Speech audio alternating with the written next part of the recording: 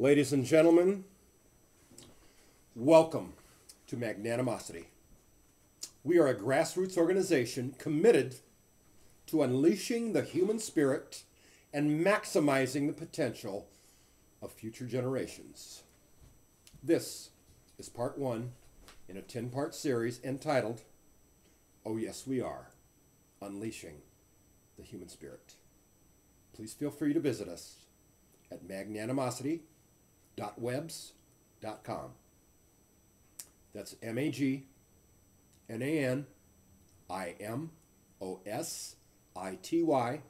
dot WEBS.com.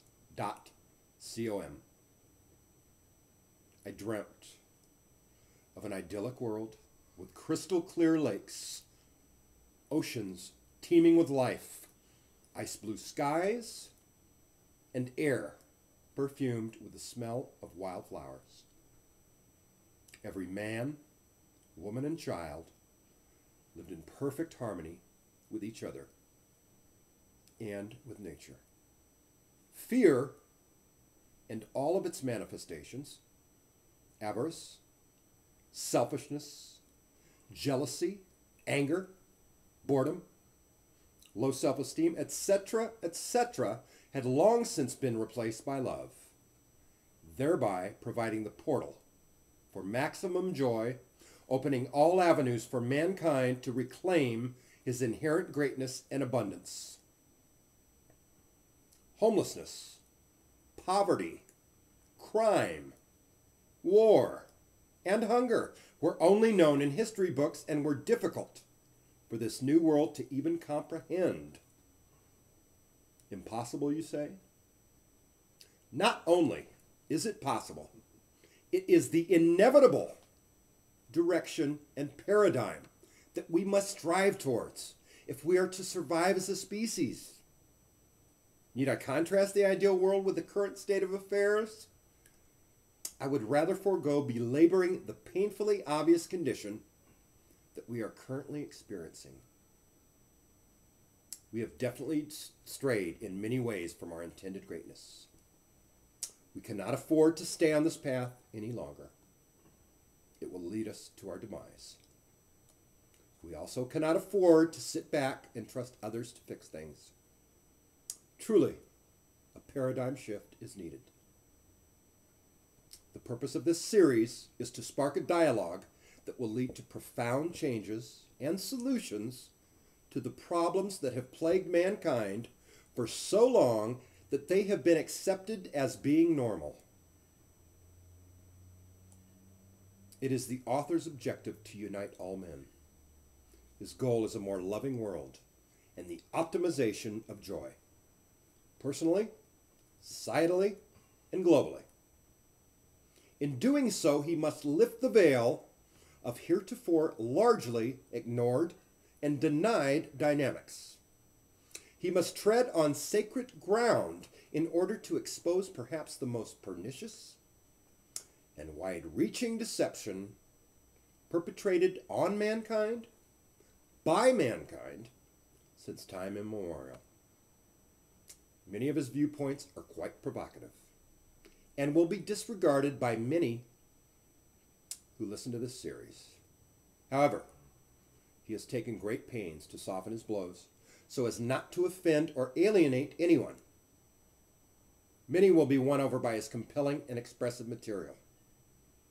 Others will find it hard, if not impossible, to deny most of the material. He understands all too well that what he is asking of you is no easy task. In fact, it may well be one of the most difficult tasks ever undertaken. The problem is such an accepted, integral part of our lives that we cannot see the forest for the trees. We believe we have no say-so in the matter. The truth is that this could not continue without our concerted acquiescence. Ladies and gentlemen, let me repeat that. This could not continue without our concerted acquiescence. We as a species have unfortunately been in a deep state of denial with regard to the forthcoming information. The wall of denial is not an easy barrier to overcome. However, the stakes are far too great to sit by for another moment, complacent, apathetic, and settling for mediocrity. This series strives to expose a dynamic that has been danced around by many a writer, but rarely, if ever, addressed. The premise is simple. Man's misery is caused by damaged psyches. Self-esteem, or the lack thereof, is solely responsible for much, if not all, of the world's ills.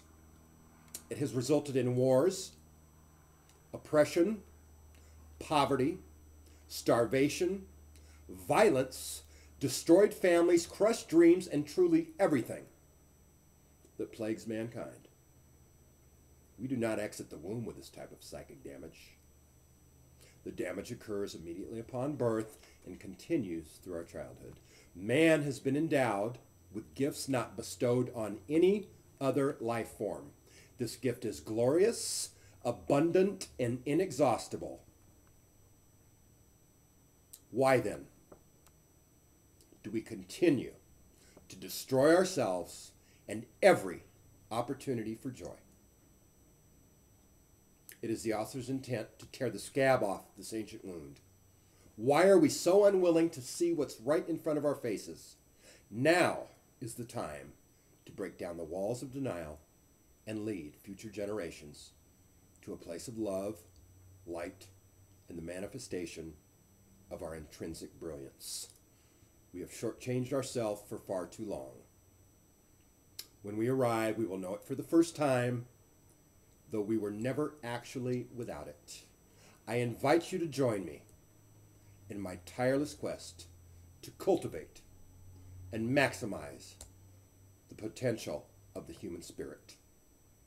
Ladies and gentlemen, this concludes part 1 in a series of 10 entitled, Oh Yes We Are, Unleashing the Human Spirit.